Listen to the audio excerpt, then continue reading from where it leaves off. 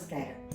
ഇന്ന് നമുക്ക് ഇഡ്ഡലി ചമ്മന്തിപ്പൊടി ഉണ്ടാക്കുന്നത് എങ്ങനെയാണെന്ന് പഠിക്കാം. ഏറ്റവും കുറഞ്ഞ സാധനങ്ങൾ കൊണ്ട് നമ്മുടെ വീട്ടിലുള്ളത് സാധനങ്ങൾ കൊണ്ട് ഉണ്ടാക്കാവുന്ന ഒരു ചമ്മന്തിപ്പൊടിയാണ്.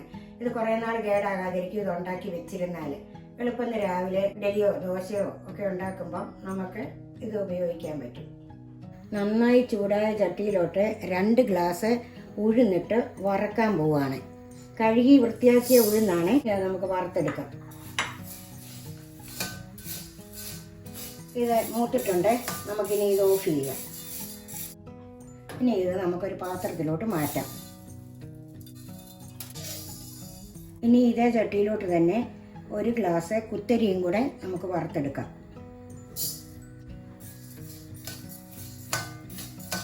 അരി പൊട്ടി തുടങ്ങിയിട്ടുണ്ട്. നന്നായി പൊട്ടട്ടെ. നമുക്കിനി കായം ഇടാം. 1 ടീസ്പൂൺ കായമാണ്. ഇനി നമുക്ക് ഓഫ് ചെയ്തിട്ട് മുളക് പൊടി ഇടാം. 2.5 ടീസ്പൂൺ മുളക് പൊടിയുണ്ട്. 1 ടീസ്പൂൺ ഉപ്പുണ്ട്, ഉപ്പിൻ്റെ പൊടി. മുളക് കരിഞ്ഞു പോകാതിരിക്കാൻ നമ്മൾ അടുപ്പ് ഓഫ് ചെയ്തിട്ടാണ് ഇട്ടിരിക്കുന്നത്. ഇനി അടുപ്പിൽ നിന്ന് മാറ്റി വെക്കാം. മുളക് കരിയാതെ വേഗം ഒരു പാത്രത്തിലോട്ട് മാറ്റിയേക്കാം. അരി ഉഴുന്നും വറുത്ത് വെച്ചിട്ടുണ്ട്. ഇനി ഇത് തണുത്തതിന് ശേഷം മിക്സിയിലിട്ട് തരിതരിപ്പായിട്ട് പൊടിച്ച് വയ്ക്കും. നന്നായി തണുത്തിട്ടുണ്ട്. ഇനി ഇത് നമുക്ക് ഒന്നിച്ചാക്കിയിട്ടുണ്ട്. ഇനി ഇത് നമുക്ക് പൊടിച്ചെടുക്കാം.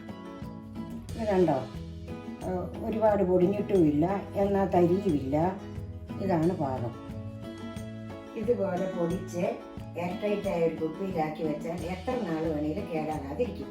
രാവിലെ തിരക്കുള്ള സമയത്ത് ഇഡ്ഡലിയോ ദോശയോ ഉണ്ടാക്കിയാൽ കറി വയ്ക്കാൻ പോകുന്ന ഇച്ചിരി എടുത്ത് വെളിച്ചെണ്ണ ചാലിച്ച് കൂട്ടിയാൽ മതി. റെസിപ്പി ഇഷ്ടപ്പെടുകയാണെങ്കിൽ ലൈക്ക് ചെയ്യുക, കമൻറ്റ് ചെയ്യുക, സബ്സ്ക്രൈബ് ചെയ്യുക.